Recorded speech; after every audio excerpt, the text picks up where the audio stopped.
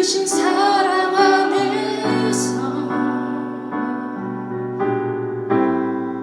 주를 보게 하소서. 내 영혼이 확정되고 확정되었사오니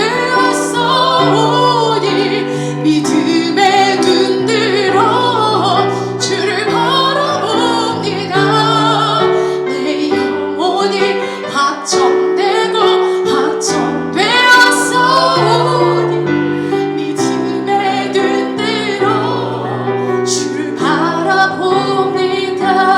내 영혼이 확정되고 내 영혼이 확정되고 확정되었사오니 믿음에 눈 들어 주님만 바라봅니다.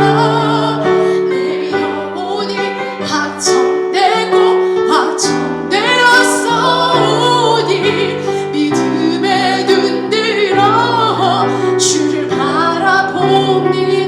주를 찬양할 때 주의 나라, 주를 찬양할 때 주의 나라 내게 임했네. 주의 영원한 나라 주보게 하소서. 내 영혼이 확정되고 확정되었사오니 믿음에 눈 들어 주를 바라봅니다. 고백합시다. 내 영혼이 확정되고 확정되었사오니 믿음에 눈 들어 주를 바라봅니다. 내 영혼이 확정되고 내 영혼이 확정되고 확정되었사오니 믿음에 눈 들어 주님을 바라봅니다. 내 영혼이 확정되고 확정되었사오니 믿음에 눈 들어 주를 바라봅니다.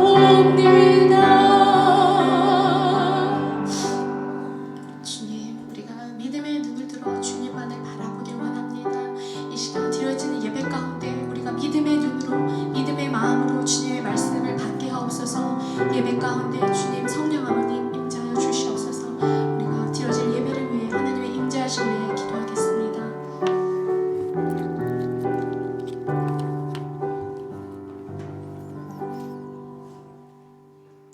오늘도 살아계셔서 거짓 신들을 도전하시고 대적하는 적들에게 경고하시며 역사의 흐름을 주관하시며 통치하시는 만군의 주 여호와 이름을 높여 드립니다. 주님을 경외하는 자들에게 지혜와 지식을 주시고 늘 어려움에서 백성들을 구원해 주시며 평강과 의로와 공평으로 교회 속에 충만하게 채워주시는 우리 주님을 찬양드립니다. 환난 날에 부르짖을 때 건져주셔서 갈급한 영혼에게 찬양과 감사의 기쁨으로 채워주시는 아버지께 감사드립니다. 사순절 동안 날마다 하나님의 말씀을 묵상할 수 있도록 은혜를 베풀어 주셔서 저희들의 삶을 재정비할 수 있도록 도와주신 하나님 감사합니다. 오늘도 임재하시는 이곳에 저희 몸을 죽게 드리며 참여하고 결단하는 모든 죄를 소멸시켜 주시고 얽매이지 않도록 성령 충만한 은혜를 베풀어 주십시오. 하나님 아버지, 교회의 기도 제목들이 많습니다. 교회에 멀어져가는 영혼들, 육신의 아픔을 이겨내는 신달군 형제, 이은미 집사님, 그리고 성장기에 있는 자녀들의 고민거리들, 진로의 문제, 청년들의 믿음 문제, 교회 사역과 선교지의 준비 활동들, 주님께서 간섭하여 주실 일들이 너무 많사오니 주여 저희들을 불쌍히 여겨주시고 형통하게 이루어 주십시오. 온드라스 선교팀에 합류하여 주일을 마치고 돌아온 박성호 장로님 네 분들, 그의 모든 팀 사역들을 더욱더 축복하여 주시고 많은 열매 맺을 수 있도록 도와주십시오. 새로 선출된 윤석열 대통령과 그 조국을 위해서 특별히 기도 올립니다. 히스기야 왕이 아버지 사네립의 침략을 받았을 때에 아버지 이사야 선지자와 함께 아버지 하나님 주님께 기도하고 모략을 얻었던 것처럼 아버지 하나님 그리하여서 그 모든 명태를 얻어서 어려움을 잘 헤쳐갔던 것처럼 아버지 하나님 늘 그분 주위에 기도하는 주위 사람들을 심어주시고 주의 종들을 통하여 명태를 얻어 잘 통치하게 도와주십시오. 아버지 하나님 정말 그 마음으로 국민들을 겸손히 섬기게 도와주시고 정의와 경의와 무너진 상식들을 회복시키고 난국에 처한 나라와 민족을 아버지 하나님 먼저 생각하여 국회의원들과 잘 협력하여 치리하게 하시고 화재로 인한 복구와 또한 불황으로 침체되어진 경제를 지혜롭게 잘 세워서 국익과 세계 경제에 도움이 주는 축복의 통로가 되게 하여 주십시오. 또 조국에 세워진 하나님의 교회와 예배의 자유를 위해 힘쓰게 하시고 악한 이단의 영에 미혹되지 않도록 지켜주시며 대한민국의 발전과 아버지 세계 지도자들 중에서 두각을 나타내는 국격을 높이는 대통령이 되게 하여 주십시오. 아버지는 이 시간 특별히 우크라이나 대통령을 위해서 또한 그 나라를 위해서 기도합니다. 아버지는 하루속히 아버지 하나님 러시아와 아버지 하나님 평화협정으로 아버지 하나님 인도하여 주셔서 더 이상의 파멸이 없도록 인명살상이 없도록 아버지 도와주십시오. 그리고 모든 아버지 그곳에서 다시 남아서 사역하고 있는 선교사님들의 가족들을 지켜주시고 난민들에게 아버지 희망을 잃지 않도록 도와주시고 하루속히 정착하여 안정할 수 있도록 모든 돕는 손길을 베풀어 주십시오. 아버지 하나님 이사야 속에서 아버지 하나님 정말 말씀을 주신 약속의 말씀을 하나님께 올려드립니다. 유다 사람들이 가운데 아버지 난을 피하여 살아남은 사람들이 다시 땅 아래로 깊이 뿌리를 내리고 위로 열매를 맺을 것이요 남은 사람들이 예루살렘으로 나오며 환난을 피한 사람들이 시온산에서 나올 것이다. 만군의 주님의 정렬을 가지고 이것을 이루실 것이다. 하나님께서 약속하여 주셨사오니 아버지 하나님 이 말씀들이 그 땅 위에 이루어지게 도와주시옵소서. 아버지 하나님 이 시간 아버지 하나님 예배를 위해 수고하는 모든 손길을 축복하여 주십시오. 아버지 하나님 말씀을 전하는 주 주종에게 성령의 능력으로 함께하여 주십시오. 선포되는 말씀을 따라 치유 역사가 함께 하시고 하나님의 나라가 임하게 하여 주십시오. 예수님의 이름으로 기도 올렸습니다. 아멘.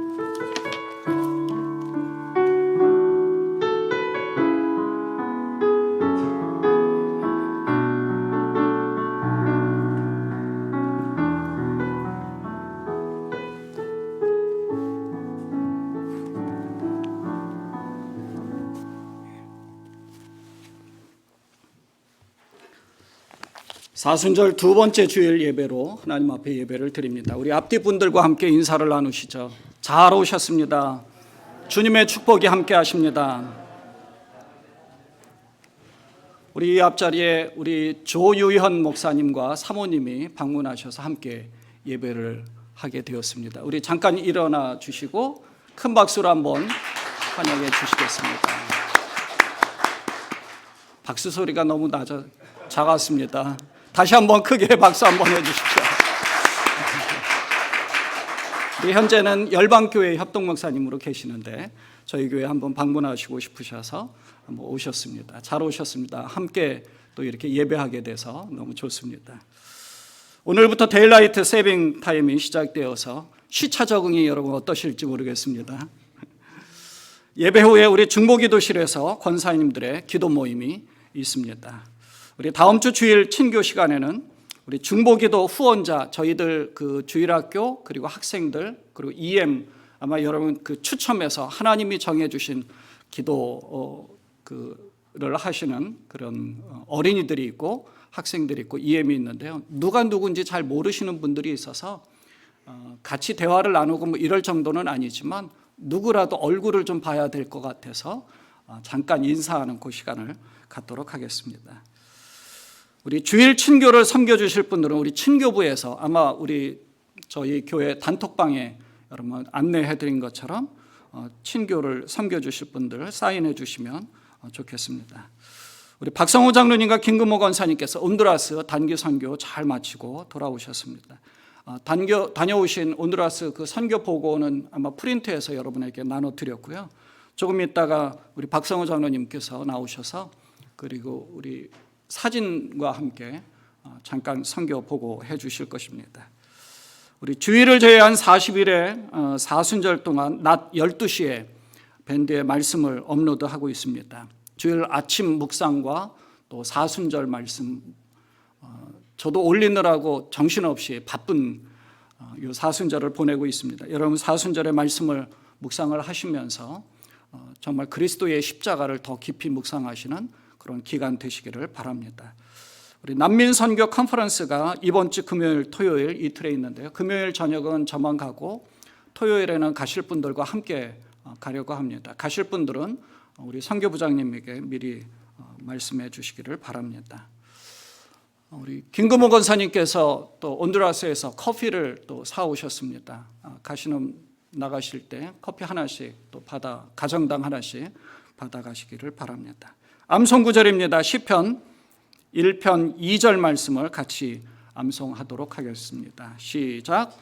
오직 여호와의 율법을 즐거워하며 그의 율법을 주야로 묵상하는 도다. 시편 1편 2절 말씀. 아멘. 이번 한 주간에 시편 1편 3절 말씀을 또 묵상하시면서 암송하시면서 한 주간 또 보내시기 바랍니다. 같이 한번 읽어보겠습니다. 시작. 그는 시냇가에 심은 나무가 철을 따라 열매를 맺으며 그 잎사귀가 마르지 아니함 같으니 그가 하는 모든 일이 다 형통하리로다. 시편 1편 3절 말씀. 아멘. 봉헌 찬송 213절 1절 부르시면서 예물을 봉헌하도록 하겠습니다.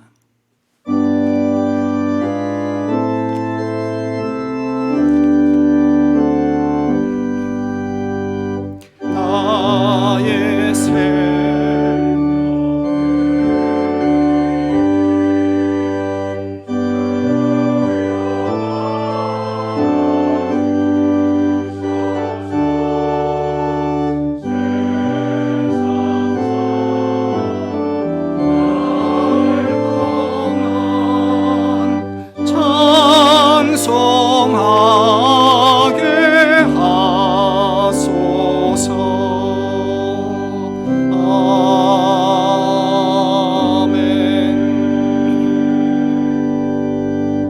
주님, 이 땅 가운데서 우리가 그리스도의 은혜로 살게 해주심을 감사드립니다. 구원받게 해주심 감사하고 이 땅에 살지만 하나님 나라에 속한 자로, 하늘의 시민권을 가진 자로 이 땅에서 하나님의 백성답게 살아갈 수 있도록 은혜 베푸심도 감사드립니다. 때로는 우리가 연약하여서 세상 가운데서 세상적으로 살아갈 때가 있습니다. 그때마다 성령께서 우리 안에서 채찍질 해주시고 다시금 주님 앞에 돌아올 수 있는 마음들 허락하시며 그리스도의 은혜를 깊이 묵상하면서 이 세상에서 정말 하나님의 영광을 드러내는 우리의 삶이 곧 예배요 정말 선교적인 삶을 살아가는 우리 모두가 되도록 우리 하나님 붙잡아 주시기를 원합니다. 하나님 빈손으로 나오지 아니하고 정성을 다하여 예물을 가지고 주님 앞에 나왔습니다. 10의 1조로 감사 예물로 주일 헌금으로 선교 헌금과 건축 헌금으로 하나님뿐만 아니라 우리의 목소리를 높여서 시간을 들여서 우리의 마음을 가지고 주님 앞에 드렸습니다. 예물을 미처 준비하지 못한 손길이나 많이 드리고 싶어도 없어서 드리지 못하는 손길도 동일하게 하나님 큰 은혜를 허락하시고 축복하시며 우리의 마음을 받아주셔서 하나님께 영광이 되게 하여 주옵소서. 하나님 사용되어지는 모든 곳에 하나님 나라의 확장에 잘 사용되어지게 하시고 세상적으로 사용되어지는 것이 아니라 하나님 나라에 합당하게 잘 사용되어지는 물질과 우리의 재능 되도록 우리의 달란트 되도록 하나님 축복하여 주옵소서. 우리의 모든 것을 주님 앞에 드립니다. 특별히 기도의 제목도 주님 앞에 올려드립니다. 우리 자신을 위해서 기도하는 것뿐만 아니라 자녀들을 위해서 기도하고 몸이 아파서 간절한 마음으로 회복을 위하여 주님 앞에 기도하는 기도의 제목까지 주님 앞에 올려드리옵나니 우리 하나님 분향단에서 향을 피워 기도의 시간이 24시간 끊어지지 않는 것처럼 하나님 우리의 기도가 끊어지지 않고 하나님께 상달되어져서 이 기도가 응답되어지도록 하나님 축복하여 주옵소서. 우리의 모든 것을 주님 앞에 올려드리옵나니 주께서 허명하시기를 원하옵고 우리 주님 예수님의 이름으로 감사하며 축복하며 기도드리옵나이다. 아멘. 사도신경으로 우리의 신앙을 고백하겠습니다. 나는 전능하신 아버지 하나님 천지의 창조주를 믿습니다. 나는 그의 유일하신 아들 우리 주 예수 그리스도를 믿습니다. 그는 성령으로 잉태되어 동정녀 마리에게서 나시고 본디오 빌라도에게 고난을 받아 십자가에 못 박혀 죽으시고 장사된 지 사흘 만에 죽은 자 가운데서 다시 살아나셨으며 하늘에 오르시어 전능하신 아버지 하나님 우편에 앉아 계시다가 거기로부터 살아있는 자와 죽은 자를 심판하러 오십니다. 나는 성령을 믿으며 거룩한 공교회와 성도의 교제와 죄를 용서받는 것과 몸의 부활과 영생을 믿습니다. 아멘. 아멘. 우리 박성호 장로님 나오셔서 선교 보고해 주시겠습니다.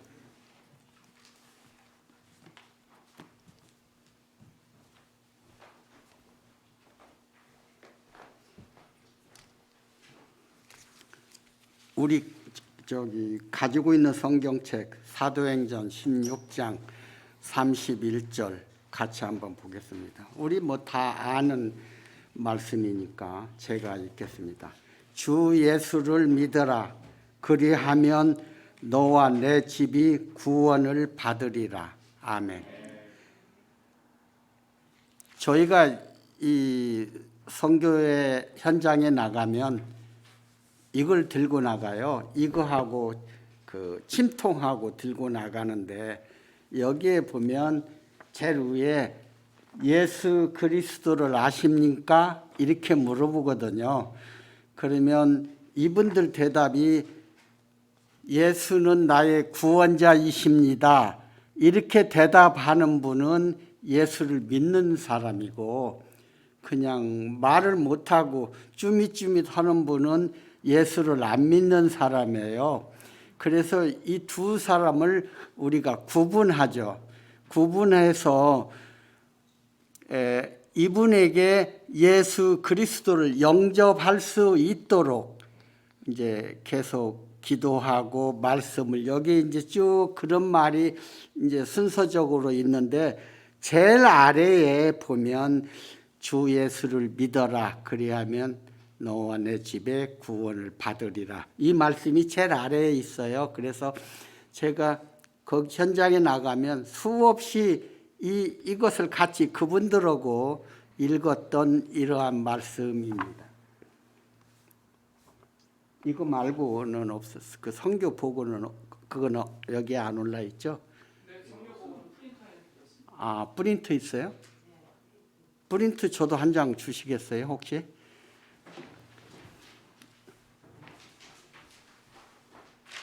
네.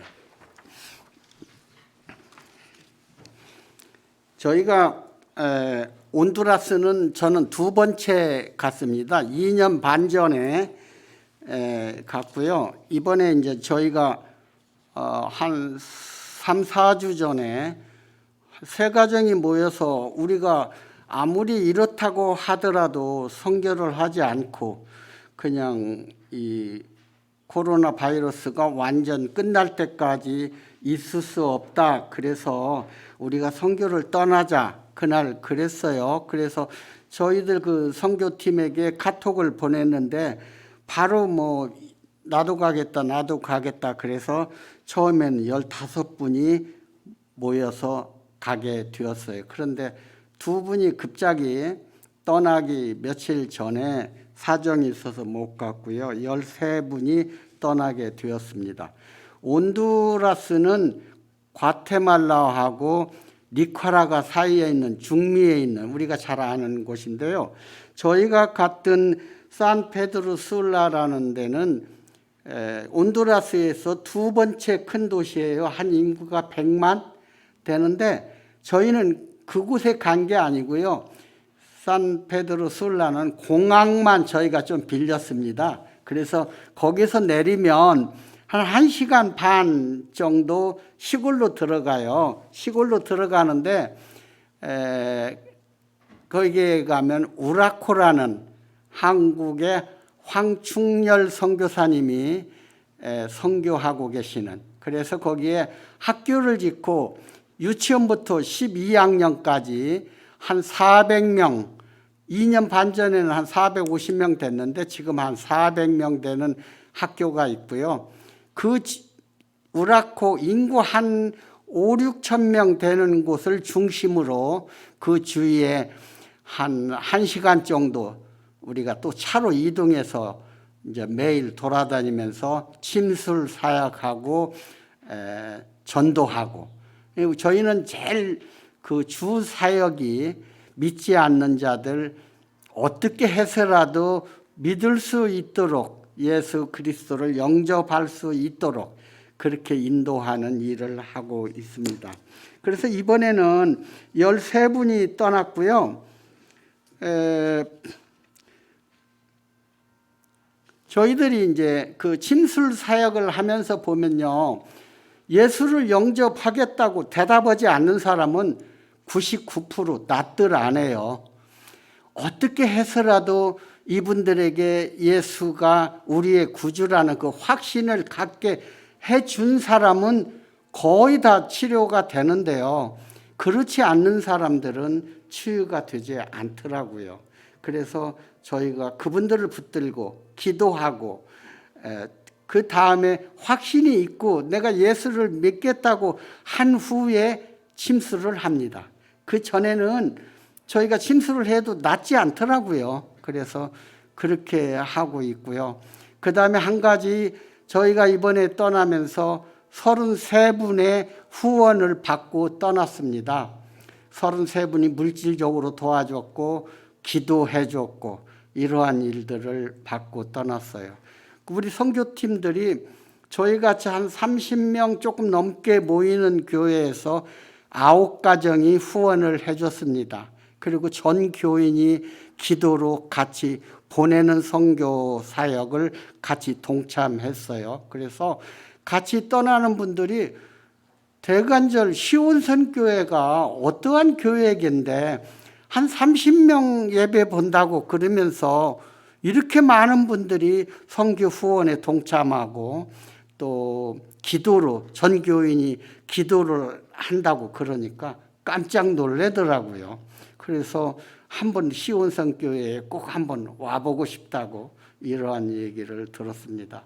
정말로 여러분들의 그 보내는 선교의 큰 장점을 저에게 보여주어서 저희가 힘을 얻고 나이는 많고 육신적으로는 좀 피곤했지만은 아주 열심히 사역할 수 있었습니다. 한번 저희 사역한 걸 간단하게 보겠습니다. 이게 산 페드로 술라 그 공항에 막 내려서 13분과 선교사님 부부하고 해서 15이 찍은 사진입니다. 다음 한번 보겠습니다. 이게 이제 저희들의 사역 방법이에요.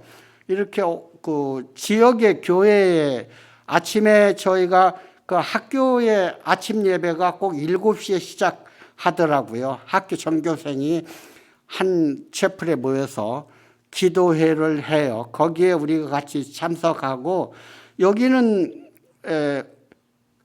멀리서들 오기 때문에 이 학교가 유명해져서 아주 멀리서들 와요. 그래서 전부 스쿨버스로 학교에 등교하는데 스쿨버스가 들어오기 전에 전 교사가 앞에 교문에 나가고 또 그 예배당 입구에 서서 이 학생들을 맞이하는 이러한 모습을 우리가 봤는데요. 우리도 아침 7시부터 우리가 6시에 예배를 우리 자체 예배를 보고 난 후에 7시에 이 학생들과 같이 예배를 본 후에 8시 반에 이렇게 사역 현장으로 나갑니다. 그래서 하는 저희가 이 사역 방법인데요. 교회에서 그냥 이 교회를 빌려서 쭉 의자 놓고 접수받고 그 다음에 이렇게 한 사람씩 만나서 방금 아까 제가 보여줬던 이걸로 전도 먼저 하고 그 다음에 이렇게 침술하는 방법입니다. 다음 사진 한번 주세요. 네, 이렇습니다. 지금 이 아래 사진이나 저 위에 사진은 이걸 지금 익히는 거예요. 이분들에게 같이 읽고 이분들이 혹시 글을 모르는 사람이 있으면 우리가 읽어주고 하는 방법입니다. 네, 지금도 똑같은 방법이죠. 위에 사진은 이걸 읽히는 거고요. 아래 사진은 아픈 부위를 지금 이렇게 물어보고 서로 이제 대화해서 아픈 부위가 어딘지를 확인하는 그러한 모습입니다. 이게는 이 가운데 있는 어린아이가 모태 안에서 이 풍을 걸렸어요. 그래서 오른쪽을 쓰지 못해요. 그랬는데 그날 이 오른쪽에 있는 어린아이의 오른쪽에 있는 사람이 할머니예요.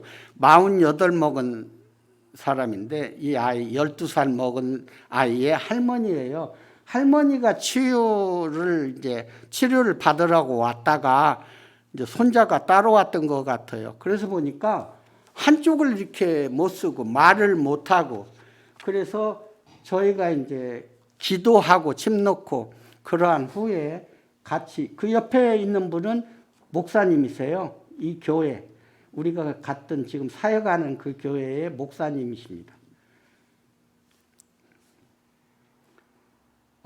이제 사진이 많이 이렇게 믹스됐는데, 이건 저희가 그 주일날 그 교인들을 식사를 대접하기로 했어요. 그분들이 2년 전에, 1년 반 전에 그 홍수로 학교에 거의 모든 건물이 다 잠긴, 동네가 다 잠겼어요. 그래서 고생들을 많이 했잖아요. 그래서 우리가 위로하기 위해서 음식을 만드는 과정이고요. 저 아래 오른쪽에 있는 사진은 지역교회 목사님들 20분이 그 사순절 기도회를 그 학교 채플에 와서 하더라고요. 그래서 저희가 그분들도 음식을 대접하고 그분들과 같이 예배를 드렸습니다. 그래서 저 오른쪽 사진은 식사하는 과정이고요. 좌측은 위에 사진은 그 학생들이 아니고 교인들, 주일날 예배 후에 교인들 식사 대접을 하기 위해서 음식 준비하는 과정입니다. 이게 학교 지금 강당이에요. 예배실이에요. 그날 저 주일날 오후에 예배 끝난 후에 저희가 사역하는 그러한 과정입니다. 이건 이 사진은요, 사순절 금요 예배에 사순절 그 예배 끝난 후에 환자들 안수 기도를 하더라고요. 그래서 저희도 같이 환자들을 위해서 기도하는 그러한 사진입니다.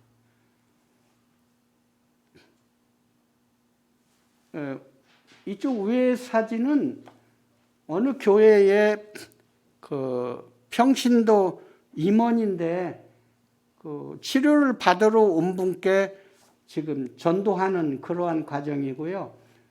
우측 사진은 아침 학생들 채플에 같이 동참해서 같이 예배드리는 그런 사진입니다.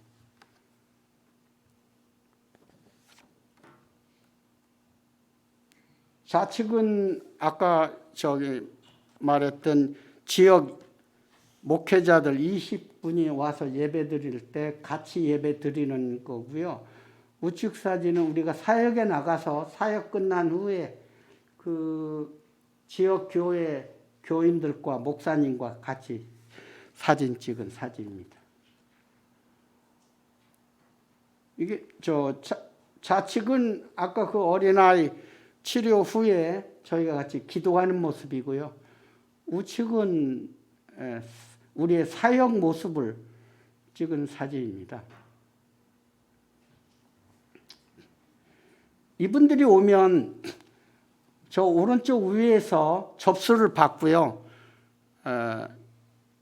예수를 믿는지 안 믿는지, 식사는 하고 왔는지, 또 여자분들은 혹시 임신 상태인지 이런 걸 확인한 다음에 그 다음에 이 종이 가지고 한 번 더 읽어드리고 확신을 한 후에 그 다음에 이렇게 그게 끝나면 오른쪽에 이렇게 쭉 앉아 있는 분들이 지금 이제 침술을 이제 치료받기 위해서 대기하고 있는 그러한 사진이고요. 저 우측은 저희가 이제 그 교회 어느 교회든지 찾아가면 시작 전에 드리는 예배 모습입니다.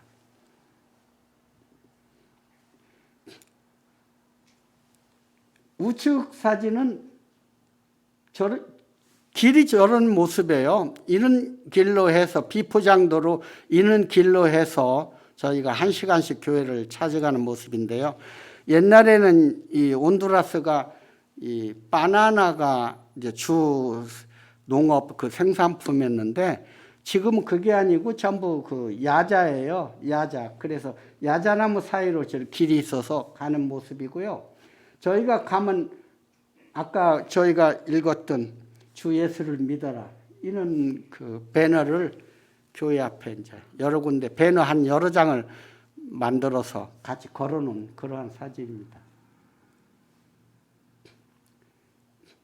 이 학교에서 등교 전에 학생들을 맞이하는 선생님들 그 사진이고요. 우측은 이분들이 큰 농장을 가지고 있는 게 아니고 자기 집 뜰에 그 야자나무를 심어서 그걸 수확해서 그 야자 그 기름을 짜는 공장에 납품하는데 지금 납품하기 위해서 준비한 그러한 사진입니다.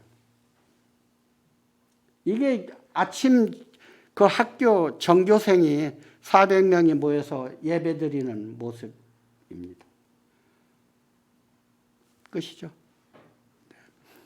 여러 가지 기도해 주시고 후원해 주셔서 저희가 잘 다녀올 수 있었습니다. 저희 부부뿐이 아니라 우리 같이 떠났던 13분의 선교팀, 그 다음에 현지에서 사역하고 있는 황충렬, 황명옥 두 선교사님 얼마나 우리 교회를 좋아했던지 그분들도 아마 우리 교회를 위해서 지금도 기도하고 있으리라고 믿습니다. 열심히 기도해 주시고 정말 저희 보잘것없는 저희 부부를 현장에 보낼 수 있도록 후원해 주시고 기도해 주신 우리 성도님들께 진심으로 감사드립니다. 기도하겠습니다. 하나님은 우리를 사랑해 주셔서 예수 믿지 않는 곳에 저희 부족한 저희들을 보내주셨습니다. 저희들을 보내기 위해서 또 저희들을 보낸 후에 끊임없이 기도로 우리들을 격려하고 도와주신 은혜를 감사합니다. 우리들의 열정이 늘 변하지 않고 선교 현장에 전해질 수 있도록 도와주시옵소서. 예수님의 이름으로 기도했습니다. 아멘.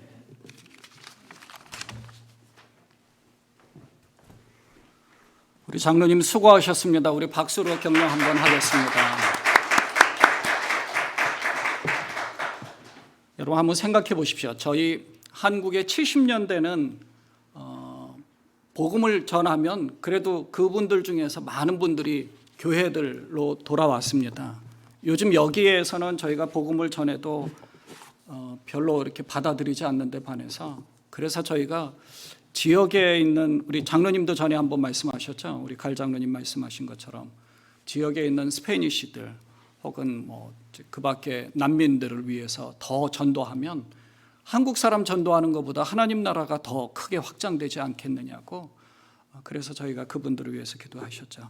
어려운 가운데 우리 박성우 장로님, 김금호 권사님 잘 다녀오셨습니다. 수고하셨습니다. 복음의 씨를 뿌렸으니 겨자씨만한 믿음일지라도 크게 또 자라서 온두라스 혹은 그 지역에 혹은 남미 일대가 또 변화되어져 갈 줄로 분명히 믿습니다.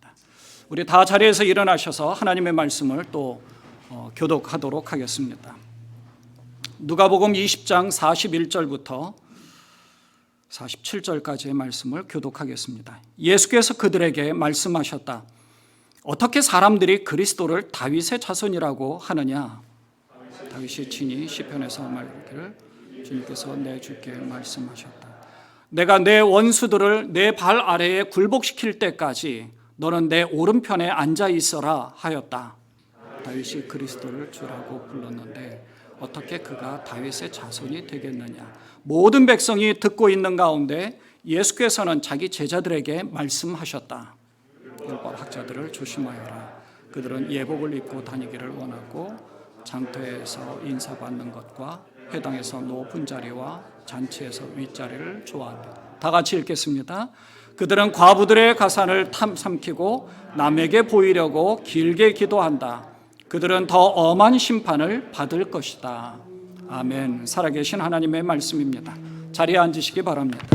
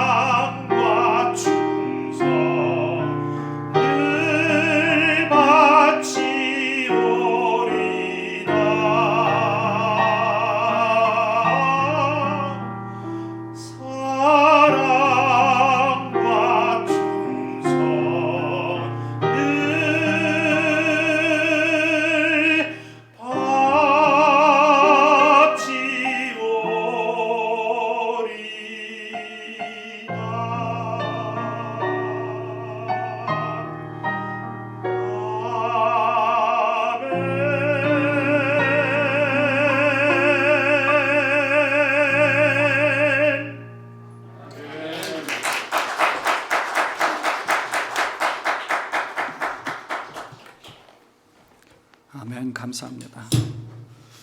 오늘 본문의 말씀으로 그리스도인이 추구해야 할 삶의 모습이라는 제목으로 말씀을 전하도록 하겠습니다. 지난주에 말씀드린 대로 선교하는 저희 세 개의 그 나라를 소개를 하려고 했었는데 그거는 좀 다음 시간에 하도록 하겠습니다. 오늘은 그 누가복음 20장에 나오는 말씀을 다시 보도록 하겠습니다. 누가복음 저희가 생명의 삶에 나오는 그 말씀에 20장의 율법학자들과 대제사장들이 예수님에게 와서 예수님을 올무에 걸리게 하려는 그런 음모들에 대해서 지난 주간에 저희가 주중에 말씀을 나누었습니다. 이 사람들이 예수님에게 가까이 은근히 접근을 해서 예수님을 띄워주면서 예수님을 책잡으려고 올무에 걸리게 하려고 이렇게 물어보죠. 누가복음 20장 22절에 보면 우리가 황제에게 세금을 바치는 것이 옳습니까? 옳지 않습니까? 옳다고 하면 유대인들이 싫어할 것이고요. 옳지 않다고 하면 로마에 반역하는 죄로 로마 사람들의 힘을 입어서 예수님을 잡으려고 하는 그런 음모가 있었던 거죠. 예수님은 그들의 속셈을 알아채시고 지혜롭게 답변을 하셨습니다. 황제의 것은 황제에게 돌려주고 하나님의 것은 하나님께 돌려드려라. 가이사의 것은 가이사에게, 개역개정에는 그렇게 되어 있죠. 하나님의 것은 하나님께 드리라. 그들을 이어서 이번에는 부활이 없다라고 주장하는 사두개파 사람들이 와서 질문을 했습니다. 이들은 이제 사두개파 사람들은 다윗 시대의 대제사장이었던 사독의 후예들입니다. 이 사람들은 모세 오경만 믿습니다. 부활도 믿지 않고요. 천사도 없고 영적인 존재를 믿지 않습니다. 그냥 기득권, 우리 장로님이 어제 말씀을 표현하신 것처럼 기득권만 쥐고 있었던, 그래서 뭔가 세력만 가지려고 했었던 사람들. 이 사람들은 그 성전이 무너지는 70년 티투스 장군에게 성전이 무너지고 함락되어질 그 무렵까지 존재하다가 그 이후로는 사라진 사람들입니다. 이들이 와서 이렇게 질문을 해요. 27절과 28절에 부활이 없다고 주장하는 사두개파 사람 가운데 몇 사람이 다가와서 예수께 물었다. 선생님, 모세가 우리에게 써주기를 어떤 사람의 형이 자식이 없이 아내를 남겨두고 죽으면 그 동생이 그 형수를 맞아들여서 뒤를 이을 아들을 자기 형에게 세워주어야 한다 하였습니다. 그런데 7 형제가 있었는데 결혼해서 첫째가 죽었습니다. 그럼 둘째에게 또 넘어가고 둘째도 죽고 공교롭게도 그렇게 해서 7이 죽었습니다. 그러면 부활한 후에는 누구의 아내가 되는 겁니까? 라고 물어보는 거죠. 예수님이 부활한 이후에는 이 세상의 방식이 아니라 새로운 방식임을 설명을 하십니다.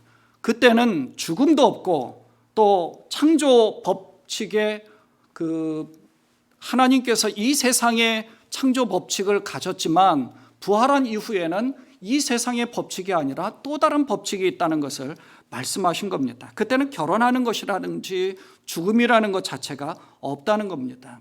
그러면서 아주 중요한 말씀을 우리에게 가르쳐 줬죠. 하나님은 죽은 자들의 하나님이 아니라 산 자의 하나님이라는 겁니다.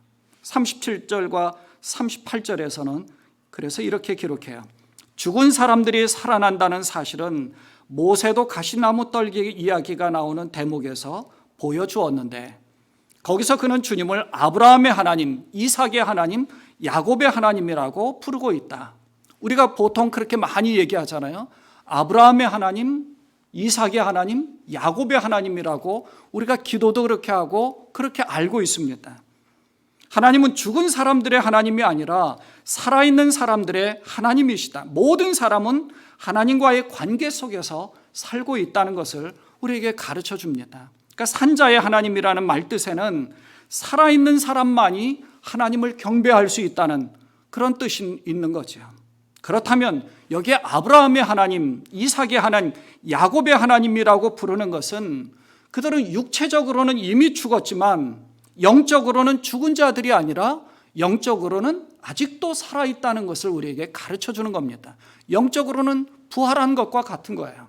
그래서 아브라함의 하나님으로 끝나는 것이 아니라 그 당시에 아브라함은 지금도 우리의 마음속에 아브라함의 하나님으로 살아있다는 것입니다.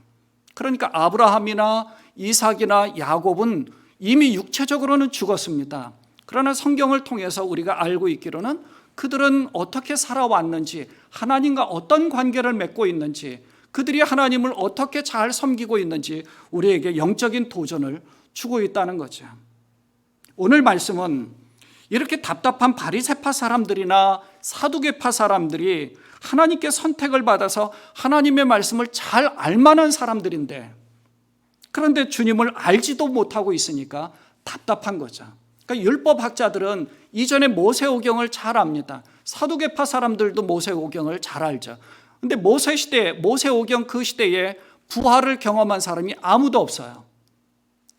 그런데 예수님은 분명히 부활이 있다는 것을 가르쳐 주었거든요.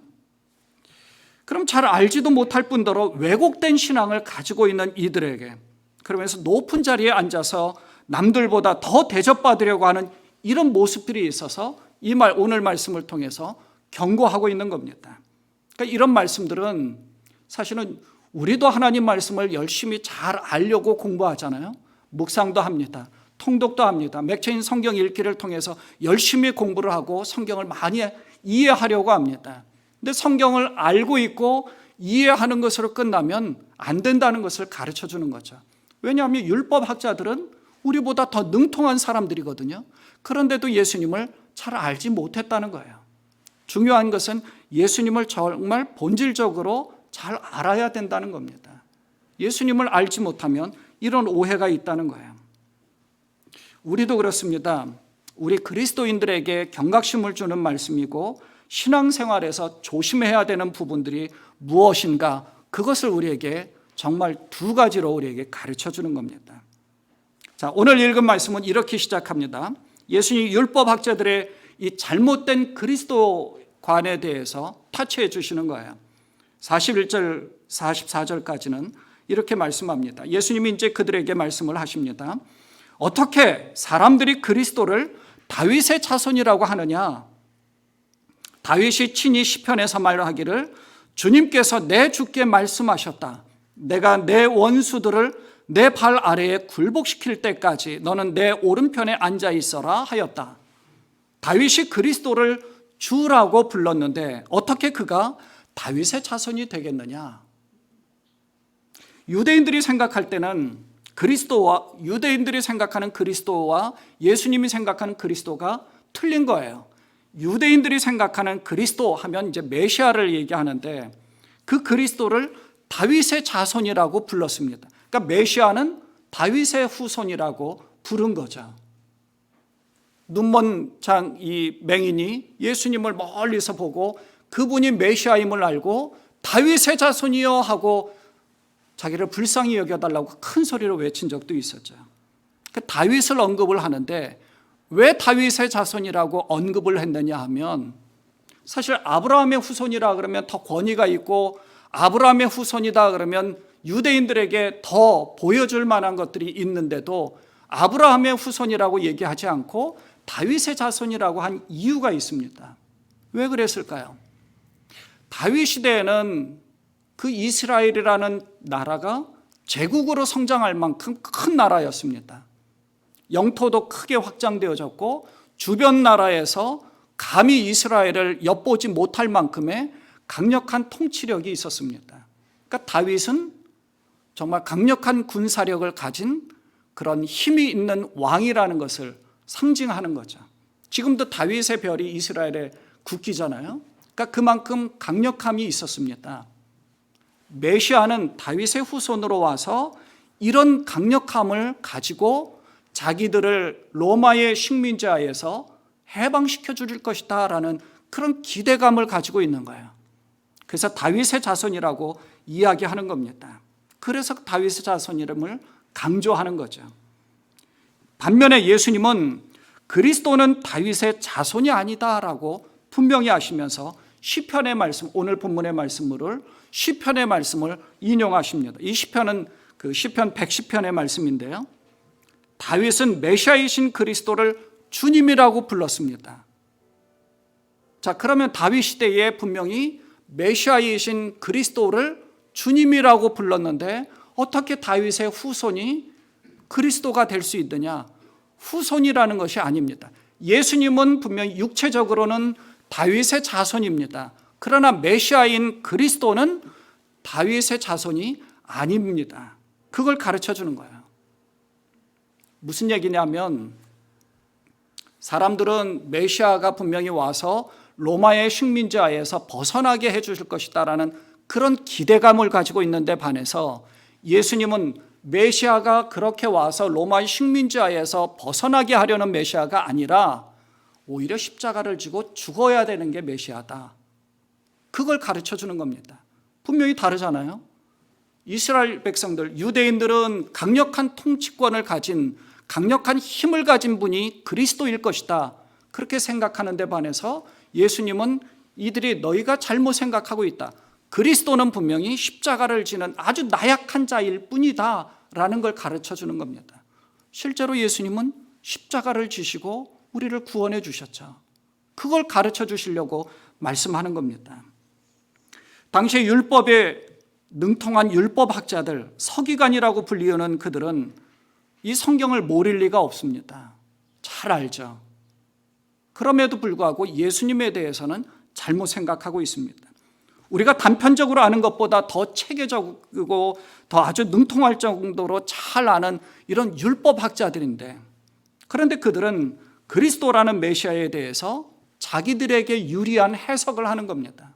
왜곡된 신앙관을 사람들에게 심어주는 거죠. 메시아가 오면 우리를 구원시켜 주실 것이다. 그러니까 왜곡된 신앙관을 심어주는 거에 얼마나 잘못된 건지 우리에게 경각심을 주는 거죠. 메시아가 오면 다윗 시대의 그 영광이 회복될 것이라는 기대치만 사람들에게 심어준 겁니다. 예수님은 이 부분을 지적하고 오해를 풀어주신 겁니다. 그러니까 이 말씀은 당시의 율법학자들에게만 해당되는 것이 아니라 우리에게도 해당이 되는 거예요. 우리들에게도 지적하시고 오해를 풀어주는 겁니다. 우리도 사실은 율법학자들하고 다를 바가 없어요. 우리는 예수님을 잘 믿습니다. 그래서 예수님을 믿으면 구원을 받을 뿐만 아니라 세상에서 축복해 주시고 잘 먹고 잘 살게 해 주신다는 사실을 우리는 믿습니다. 과연 그럴까요? 그렇죠. 예수님을 믿으면 구원을 받을 뿐만 아니라 우리는 잘 먹고 잘 사는 하나님께서 축복해 주신다는 사실을 우리는 분명히 믿습니다.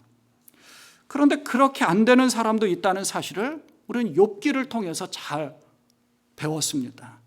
욥기를 보니까 하나님을 온전하게 의인으로 잘 믿는 욥인데도 이렇게 아주 비참할 정도로 모든 재산을 다 날리고 모든 자녀들 다 죽이고 자기의 병도 얻어서 정수리에서부터 발끝까지 병을 얻었어요. 예수님을 그렇게, 그러니까 이 욥은 사실은 하나님을 잘 믿는 사람이죠. 하나님을 잘 믿었음에도 불구하고 왜 이렇게 고난을 당할까? 그럴 수 있다는 거예요. 그러니까 잘 먹고 잘 사는 사람만이 하나님의 축복을 받은 사람이 아니라는 거죠. 고통 가운데 있다 할지라도 나사로 같은 사람도 분명히 구원을 받아서 아브라함의 품에 안깁니다. 세상 가운데서 축복을 받지 못했어요. 그건 세상적인 축복입니다. 하늘의 축복이 우선이라는 거예요. 우리가 예수님을 온전하게 잘 알고 깊이 깨달아야 하는 부분은 이렇게 율법학자들처럼 메시아가 오면 우리를 구원해 줄 것이다라는 데에 초점을 맞출 것이 아니라 영광을 차지하기 이전에 십자가가 먼저 있다는 사실을 알아야 된다는 겁니다. 지금 우리가 사순절의 절기 부분에서 보내면서 가장 많이 그리고 깊이 묵상하는 게 십자가입니다. 십자가가 없으면 부활이 없습니다. 이 순서는 죽었다 깨나도 바뀌지 않는 거예요.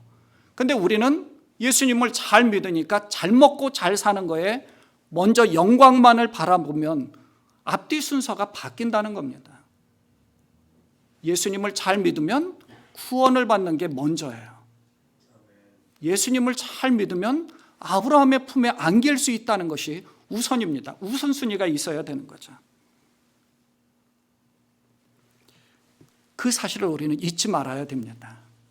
예수님을 믿으면 세상 가운데서 잘 먹고 잘 사는 기복신앙을 가지는 것이 아니라 예수님을 믿으면 천국을 갈 수 있다. 천국인의 삶을 이 세상 가운데 살고 있다. 또 삶이 예배다라고 우리가 지난 수요일 날 말씀 나눈 것, 그 삶이 예배의 삶을 사는 것처럼 살아가는 것, 그것을 하나님이 원하신다는 겁니다. 그러니까 율법학자들은 메시아에 대해서 오해하는 것을 예수님이 지적한 것처럼 우리에게도 그 사실을 지적하는 겁니다. 예수님을 잘 믿으시기 바랍니다. 온전히 알아야 되고요. 예수님을 믿으니까 잘 먹고 잘 사는 것이 아니라 구원을 받게 되었다. 내 영혼이 구원을 받아서 세상 가운데에서 하나님의 나라의 하나님 나라의 백성답게 살아가게 된다. 이걸 우리에게 가르쳐 주는 거죠. 두 번째는 그래서 그리스도인이 추구해야 될 삶의 모습의 두 번째 모습을 우리에게 가르쳐 주는 것이 무엇이냐면 모든 백성이 듣고 있는 가운데 예수님이 제자들에게 말씀을 하십니다. 제자들에게 얘기하는 거예요. 20장 46절과 47절에 보면 율법학자들을 조심하여라. 아마 율법학자들이 옆에 있었을 겁니다.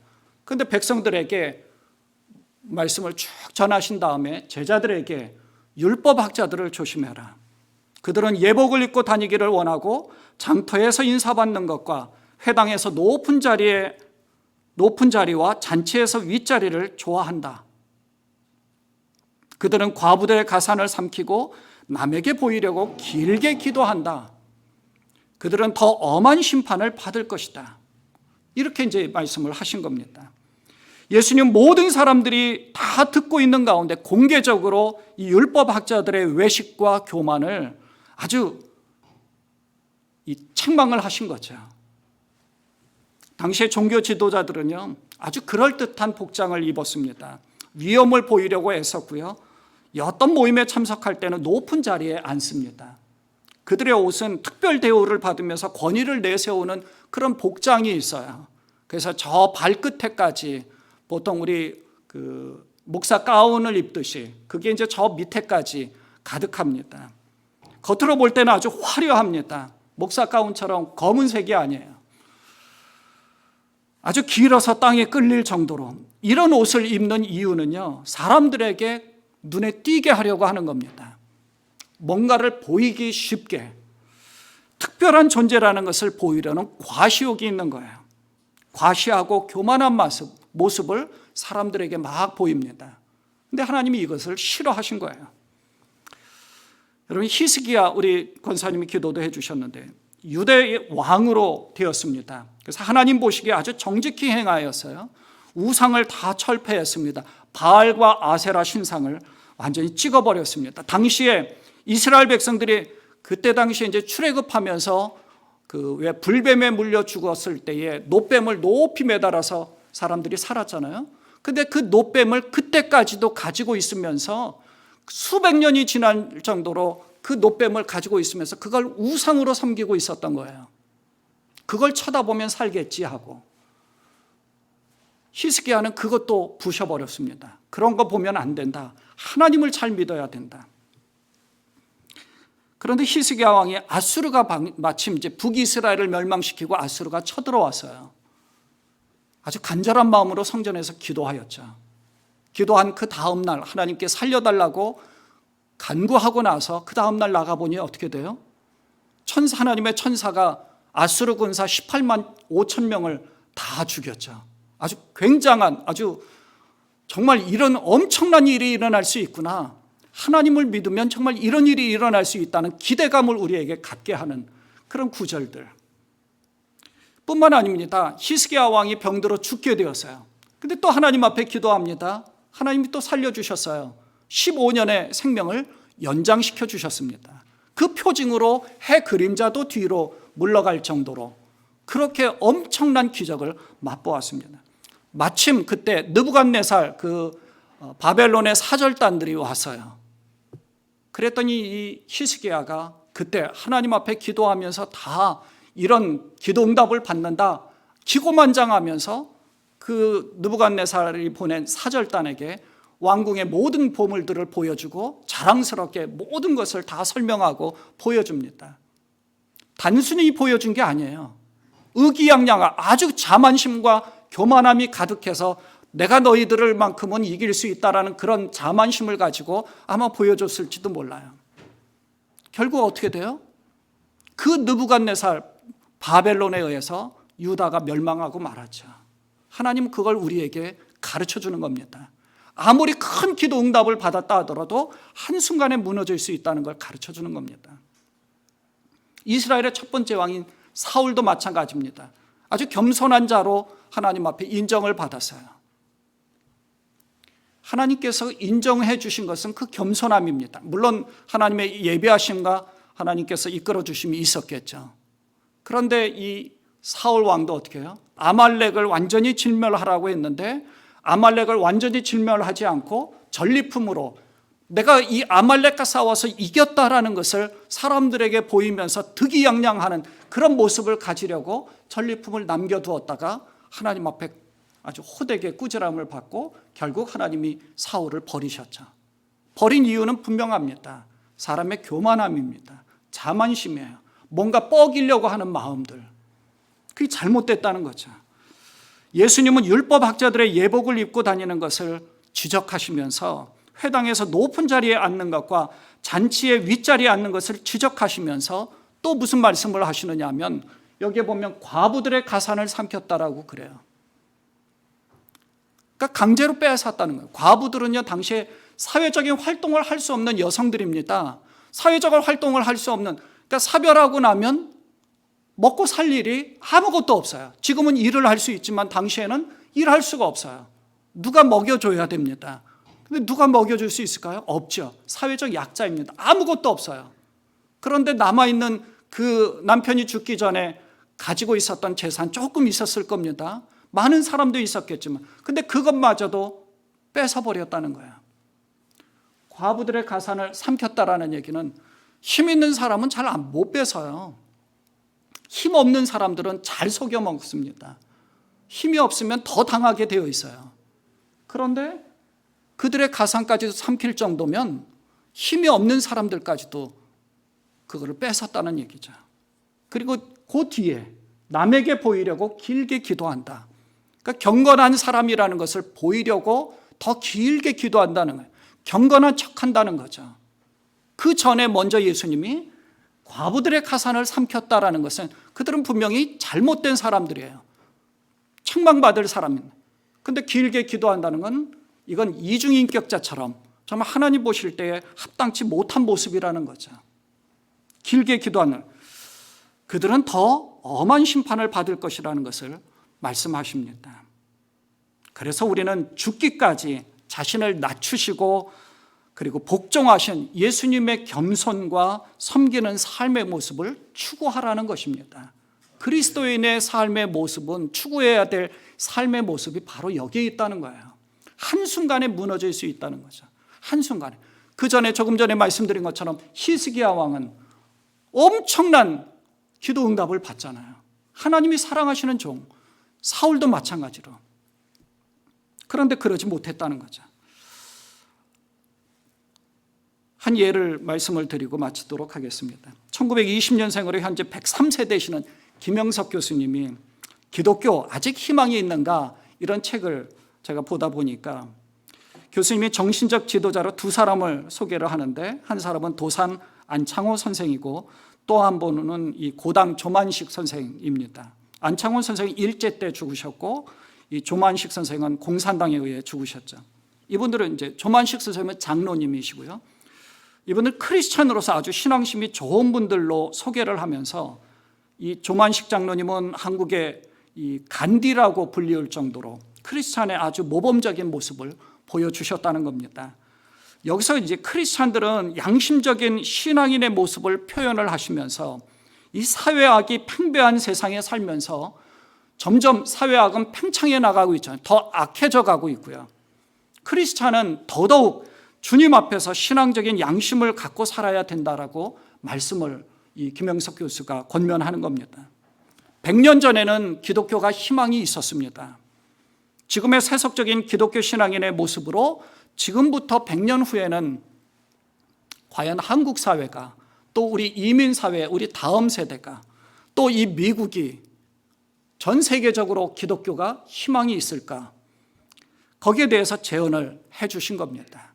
희망을 갖기 위해서는 오늘 본문의 말씀처럼 두 가지, 예수님께서 정말 어떤 분이신가를 분명히 알아야 된다는 것, 기복신앙을 갖는 것이 아니라 무속신앙으로의 신앙이 아니라 정말 예수님이 어떤 분인가를 알아야 되는 것이고 또 남들에게 뻐기려고 신앙생활을 하는 것이 아니라 더 겸손하게 섬기려고 하는 모습들, 그런 것들을 우리에게 가르쳐주는 거죠. 사랑하는 여러분, 오늘 말씀에 나오는 율법학자들과 같으면 기독교는 희망이 없습니다. 재물을 탐하며 경건을 가장하는 모습으로 세상 사람들이 누구를 더 신뢰하겠습니까?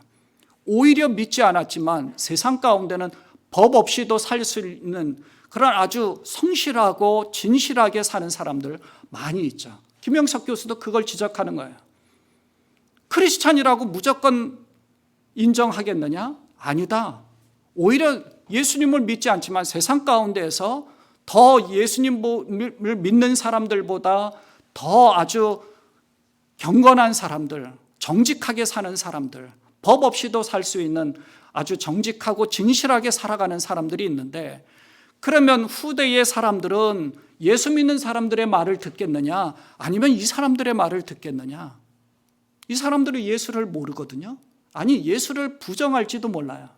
근데 다음 세대들은 누구의 말을 듣겠습니까? 그래서 우리에게 권면하고 가르쳐 주는 거죠. 바라기는 그리스도인들이 추구해야 될 삶의 모습은 남에게 보이려고 길게 기도하는 외형적인 이 모양만, 경건의 모양만 갖추는 것이 아니라 정말 진심으로 깨어 기도하면서 실제로 경건한 능력을 갖추면서 길게 기도할 수 있는 그런 참된 그리스도인이 되어야 된다는 것입니다. 그런 그리스도인 되시는 여러분 되시기를 주님의 이름으로 축원을 드립니다. 기도하겠습니다. 하나님 아버지, 율법학자들을 통해서 우리가 참 교훈을 받습니다. 우리든 예수님을 잘 알지도 못하고 성경 말씀만 지식적으로 알아가는 그런 율법학자들과 같은 어리석은 모습에서 벗어나서 정말 예수님이 온전하게 어떤 분인가를 잘 깨닫게 하시고 예수님이 세상 가운데서 죽기까지 복종하며 십자가를 지시기까지 겸손함을 가지는 종의 형체를 가졌던 모습과 또 하나님께서 우리에게 허락해 주셨지만 우리는 세상 가운데서 뻐기면서 살아가고 교만하게 살아가는 것이 아니라 그리스도인의 삶의 모습이 어떤 것인가 그리스도인의 향기를 내뿜으며 살아가는 그러한 저희가 되기를 소망하오니 하나님, 우리 모두에게 정말 예수님을 믿으면 어떤 모습이어야 되는가를 깨닫게 하여 주셔서 하나님 나라의 백성다운 모습으로 살아갈 수 있는 그런 우리 모든 시온성 식구들, 이 자리에 있는 모든 자들을, 예배하는 모든 자들 되도록 하나님 축복하여 주옵소서. 우리 주님 예수 그리스도의 이름으로 간절히 기도드리옵나이다. 아멘. 이제 다 자리에서 일어나셔서 찬송가 314장 부르시고 축도로 예배를 폐하도록 하겠습니다.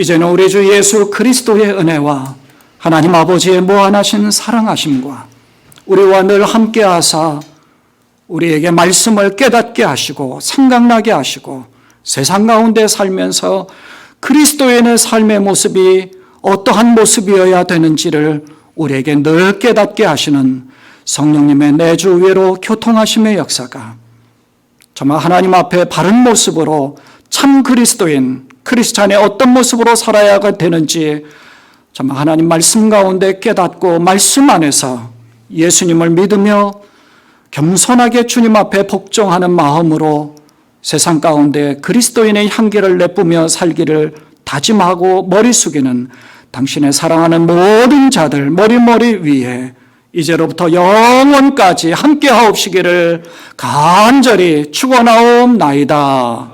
아멘.